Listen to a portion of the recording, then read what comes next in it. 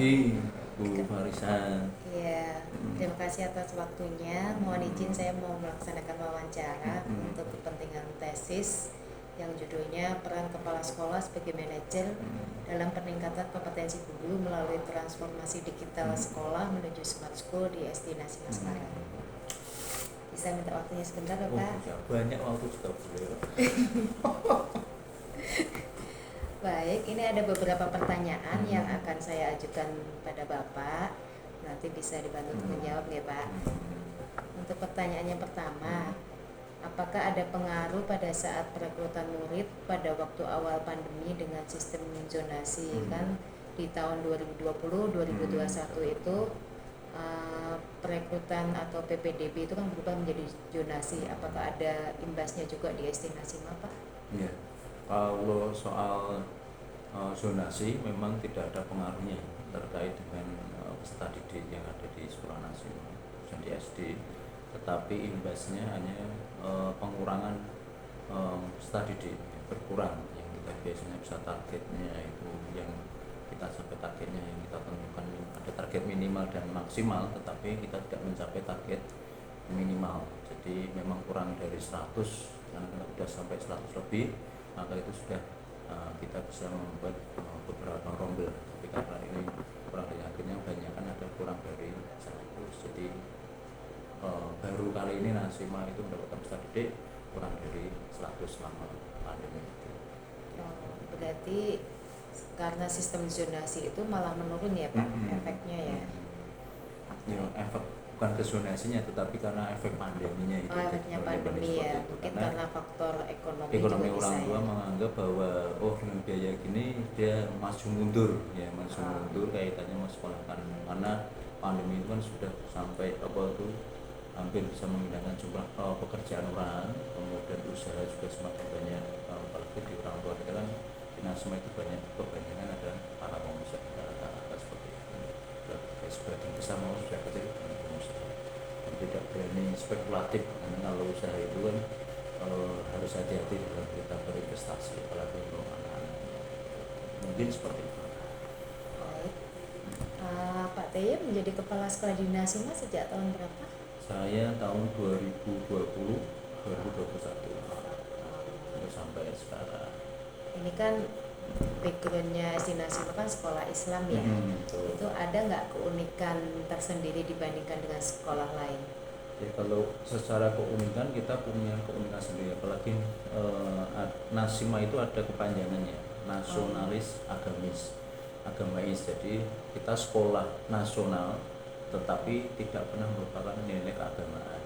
Jadi kita plus, kita kurikulum nasional kita pakai, tetapi keagamaan juga kita terapkan di sini. Artinya bahwa kita ada menerapkan nilai-nilai ke nasionalisme itu ada kepada anak. Kalau di sini di sekolah ada namanya budaya sekolah, budaya Nasima. Kita ada tiap pagi itu kita ada rutinitas harian Nasima. Setelah pagi itu dari sejak tahun berdirinya Nasima itu 94 itu kita sudah menyanyikan Indonesia Raya itu setiap hari.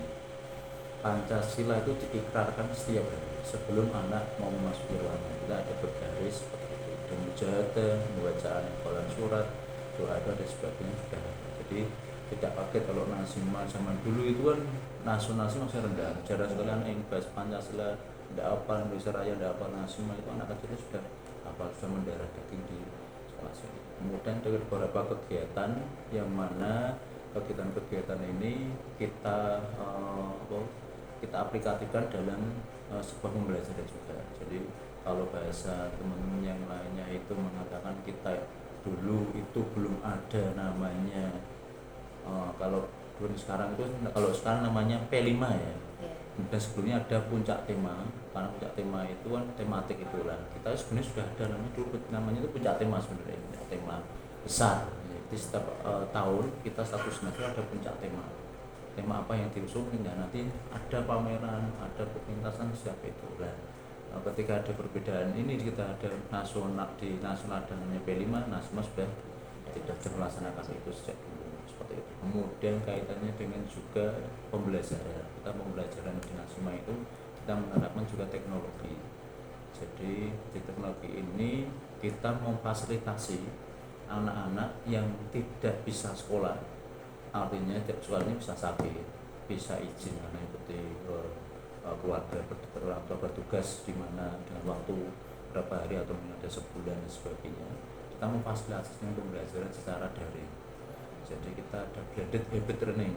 Jadi ini anak itu di sekolah bisa sekolah, di rumah pun dia sakit, kalau dia meminta pengen sekolah, kita fasilitasi. Di kelas kita punya ada fasilitas blended habit learning. Nah, ini yang ditunggu-tunggu oleh orang tua. Adanya tidak, kalau biasanya anak kalau sudah sakit tidak izin bepergian luar kota mengikuti tugas orang tua, anak tidak bisa mengikuti pembelajaran, kita fasilitasi seperti itu.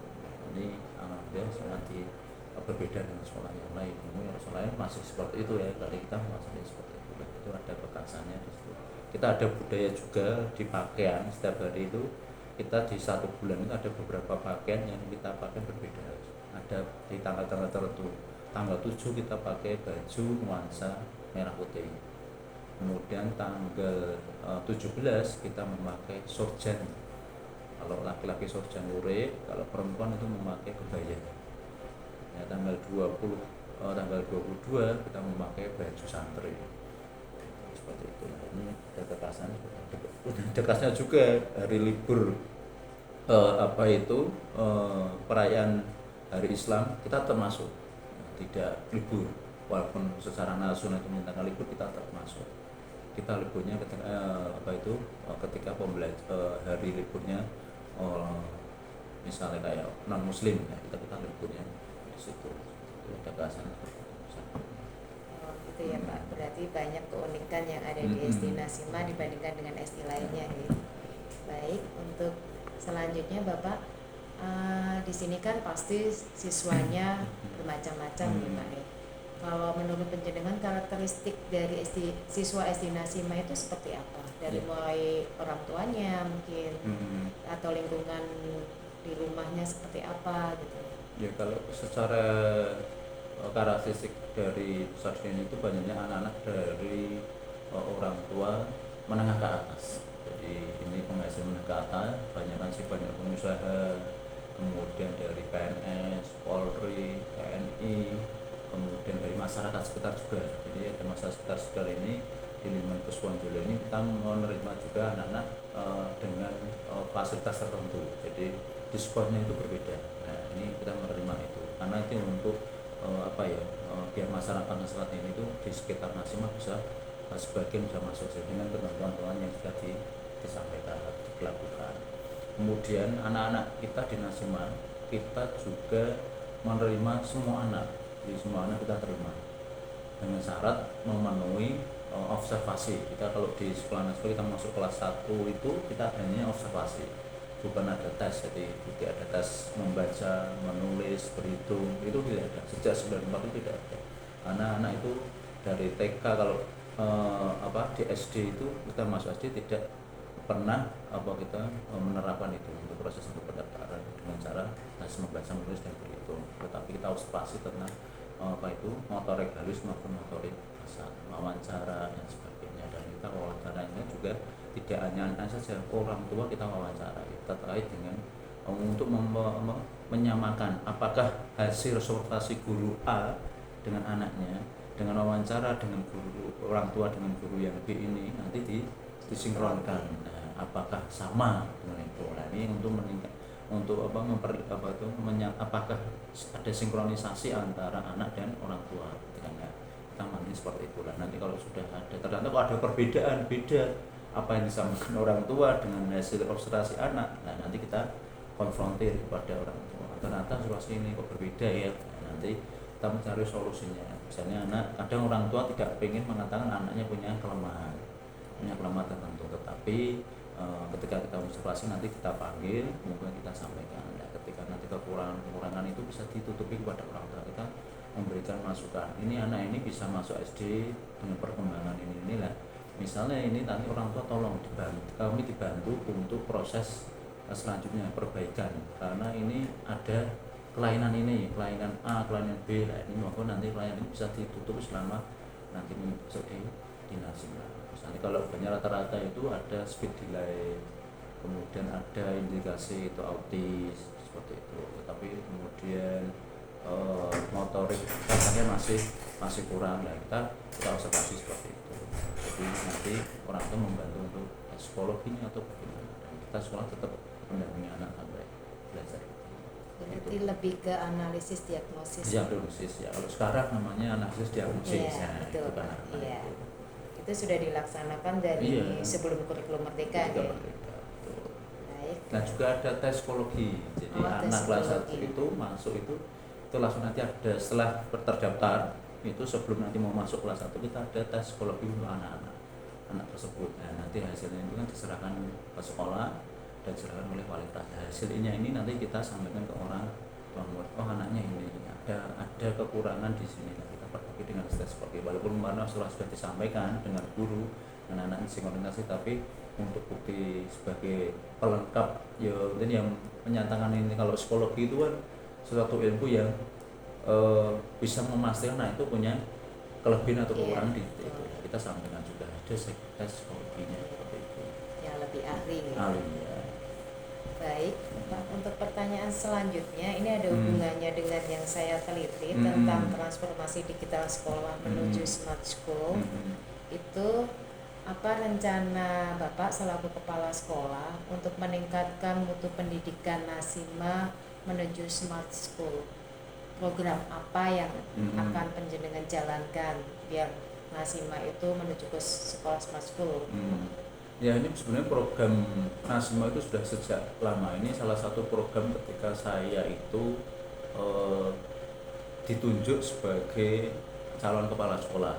Nah, dulu kepala sekolah saya berpikiran, nah ini waktunya belum pandemi ya, sebelum momen menjelang saya pendaftaran itu kan tahun 2019 itu saya ditunjuk untuk menjadi kandidat calon kepala sekolah SD. Program saya waktu itu adalah dengan program itu sekolah Nasima menuju sekolah smart school. Nah, itu saya sampaikan ke dalam penyampaian program mau presentasi program dengan yayasan dan sebagainya, dan alhamdulillah direspon sangat baik. Nah, ternyata benar, setelah itu prosesnya saya jadi kepala sekolah, masuklah masa pandemi. Nah, itu ternyata sangat berpengaruh besar di masa itu, sehingga sekolah cocok kemudian kita menjalani kerjasama waktu itu kerjasama dengan Microsoft 365 Microsoft Indonesia terkait dengan proses pembelajaran itu. Karena apa? Kita butuh platform agar pembelajaran ini bisa terus berjalan di masa pandemi. Jadi di Nasima alhamdulillah di SD khususnya itu selama pembelajaran waktu pandemi tidak ada pembelajaran tidak menggunakan WA hanya sekedar informasi, tapi kita langsung ada bisa belajar secara online. Ya, anak-anak langsung online. Walaupun memang waktu dengan cara mendadak, tetapi alhamdulillah guru-guru pertama yang kami tujukan adalah guru-guru kami dulu. Ya, kita ajarkan beberapa sederhana dulu. Penting bisa masuk di Microsoft Online itu, kemudian bisa komunikasi dua arah dengan anak di rumah, kemudian tersambung.